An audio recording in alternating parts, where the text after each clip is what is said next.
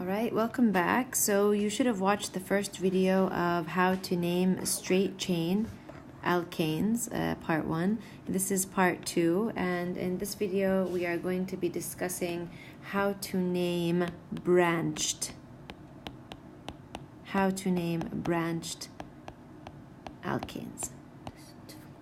Alright, how to name branched alkanes. And a branch, it has something called an alkyl group. And an alkyl group is simply a carbon chain. It's a carbon chain, but it's not on the parent. It is something that comes off of the parent, and it is called an alkyl group, but it's still a carbon chain. Okay, let me show you, for example, what I mean. I'm just going to draw propane. Okay, so here is 1, 2, 3. Now, before, propane looked like this, okay, and this is what we call a straight chain alkane. But a branch is when one of these hydrogens is removed, and in its place, you are going to find a carbon chain. For example, C here. And this C can still have its hydrogens, okay? So this is what we call the alkyl group. It's a branch. So it's a hydrogen that's removed, and then this alkyl group is added on. Okay, these are called branched alkanes, and there's special ways to name these branched alkanes. So before we talk about how to name them, I want to talk to you about the alkyl groups. Okay, if the alkyl group has only one carbon atom, like this, then we call it methyl. If the alkyl group has two carbon atoms, then we call it ethyl. If the alkyl group has three carbon atoms, then we call it propyl. If the alkyl group has 4 carbon atoms, then we call it butyl. Okay, and you get my idea. The ending is just YL, YL, YL. But the prefixes are the same like before. Okay, but it's ending in YL. All right, so let's take a look at the steps of how to name alkyl groups. All right, I took this image from your book, and this is steps of how to name a branched alkane. All right, so let's just try to make it look like this, and then we can use this maybe. Okay, so here's an example of a branched alkane, and let's see how to name it. Okay, so the first step in naming the alkane, you're going to want to write this in your notebook, please. You're going to want to write these steps for naming branched alkanes. The first thing you're going to want to do is try to find the longest continuous carbon chain. Okay, and this is going to be the longest chain that is connected carbons together. Okay, now sometimes the longest chain is going to be like this. Okay, this is possible. Doesn't have to be like that though. Sometimes the longest chain can be like this. Okay, you have to check, you have to count. So let's start counting. 1, 2, 3, 4, 5, 6, 7. Okay, that's one chain. So we're gonna see if we can find anything that's longer than 7. 1, 2, 3, 4, 5, 6. Okay, that's if we wanted to use this chain. So 7 is longer than 6, so that's not gonna work. All right, we can check another one. 1, 2, 3, 4, 5, 6. No, that's still not the longest chain. We can count from this side. 1, 2, 3, 4, 5, 6, 7. So I think that's the longest chain, 7 carbon chains. So that's the one that they highlighted for us here. This is the longest carbon chain. Now you're gonna want to number these carbons. All right, that's step number 2. Let's look at step number 2 here. You're going to want to number the carbons in the chain, but you want to start with the side that gives the substituent. The substituent is the alkyl group, the smallest number. So if I number from here, 1, 2, 3, 4, then the alkyl group is on carbon number 4. Okay, but if I number from this side, 1, 2, the first alkyl group is on carbon number 2, and that's a good thing. Okay, so we want a number from the side that makes the alkyl group, or we call it the substituent, on the smallest number. So we're going to number the carbon chain like this. All right, 1, 2, 3, 4, 5, 6, 7, this way. Right, we numbered the carbon chain. So 7 carbons, you know this is going to be a heptane. Okay, this is going to be a heptane. This is the name of the parent. This is what we call the parent chain. Now these 3 alkyl groups, we're going to name them now. All right, let's go up here. Let's see what I have done. Okay, maybe I'll just add the picture again. And now we are on step number 3. Okay, add numbers to the name of the substituent group to identify their position on the chain.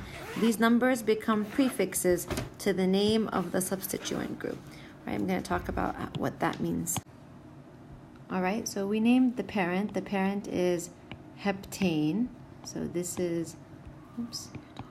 So this is heptane. Okay, now we have to name the alkyl groups or the substituents. Okay, so I'm just going to highlight them. Here's one, and here's one. All right, this is a 1 carbon alkyl group, so this is called methyl. This is another carbon alkyl group, so this is called methyl. And this is a 2 carbon alkyl group, so this is called ethyl. So you have to say where they are. So the methyl, it's on carbon number 2. This methyl, it's on carbon number 3. And this ethyl, it's on carbon number 4. Okay? Now, when you write them in the name, you want to start with alphabetically. Which one is first? So we have E and we have M. So we're going to start with E. So we're going to put 4 ethyl. Now, anytime you have a number and a word, you always separate them with hyphen. All right, 4 ethyl. And then we're going to move on to the methyl. So the methyl we have on 2 and we have on 3. So we don't need to write methyl, methyl 2 times. We're just going to use the word di. So we're going to put 2, 3. Anytime you have 2 numbers, you separate them with a comma. So 2, 3, and because we have 2 methyl, we're going to say dimethyl heptane. So the name of this one is 4-ethyl 2,3-dimethyl heptane. All right, and that's pretty much how to name branched alkanes. All right, so let's take a look at another example. I'm going to go to the next page, and I hope you wrote down those steps because you're going to need them. So make sure that you write those steps down. And let's just take a look at this one here. All right, let's name this alkane. This is a branched alkane. This is a branched alkane. So let's begin by numbering and looking for the longest carbon chain. So like I told you, the longest carbon chain doesn't have to be like this. It could be like this. So this is 1, 2, 3, 4. Okay, but oops. Lost my image.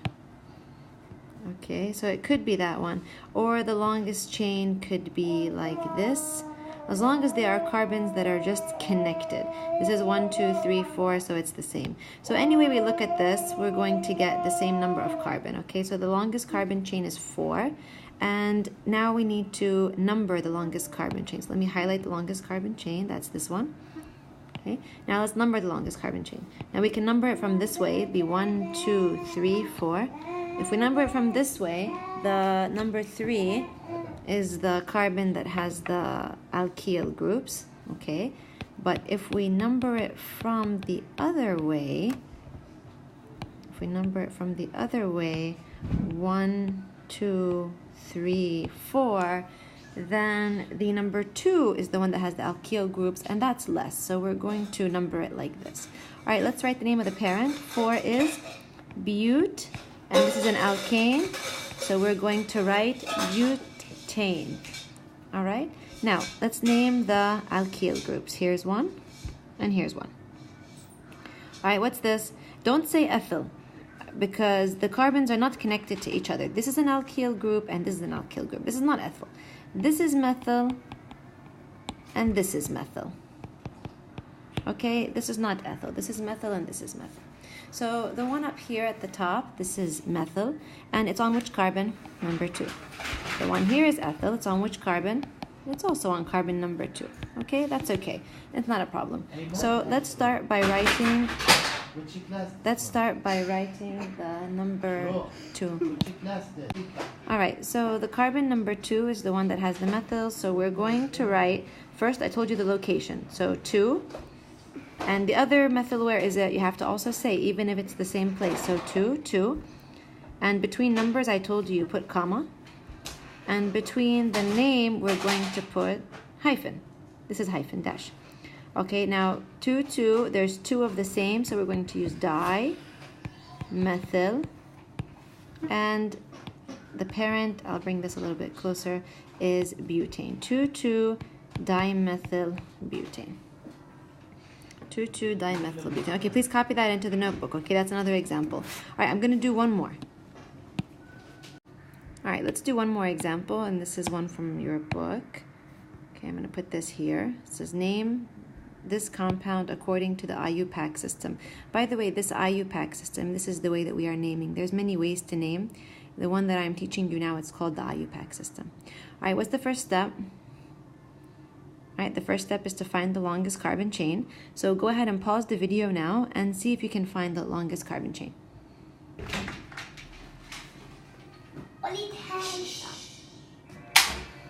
All right, let's see. Did you think this was the longest carbon chain? All right, let's see how many carbon that is. That's 1, 2, 3, 4, 5. Okay, anyone find a chain longer than 5? There's a chain that's longer than 5. Okay, this is not the right answer. It's not this. Okay, the longest carbon chain is like this, maybe. All right, this is 6 carbons. So 1, 2, 3, 4, 5, 6 carbons. All right, so this is still connected. So this can be a carbon chain. Now let's just make sure nothing else is bigger. 1, 2, 3, 4, 5, 6. Okay, this is the longest carbon chain, all right? Okay, now how to number? Is it like this? Let's see. If we number it like this, the alkyl group is on carbon number 4.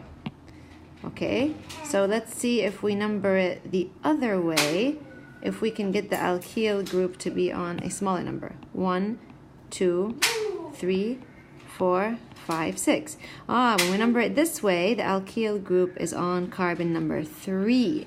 So this is the correct way to number it. Okay, so 6. What is 6? The prefix for 6 was, check your notes. It was hexane.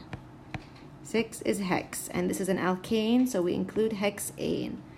All right, now on carbon number 3, we have a 2-carbon alkyl group, or we say a 2-carbon substituent. What's the name of a 2-carbon substituent? It's ethyl. Okay, and you have to say where it is. It's on carbon number 3. So this is 3-ethyl. And between the number and the word, we put hyphen. This is 3-ethyl hexane. All right, please take some time to go through these videos, make some good notes, and tomorrow in the lesson, hopefully we will just recap this and move on to something different. Thank you.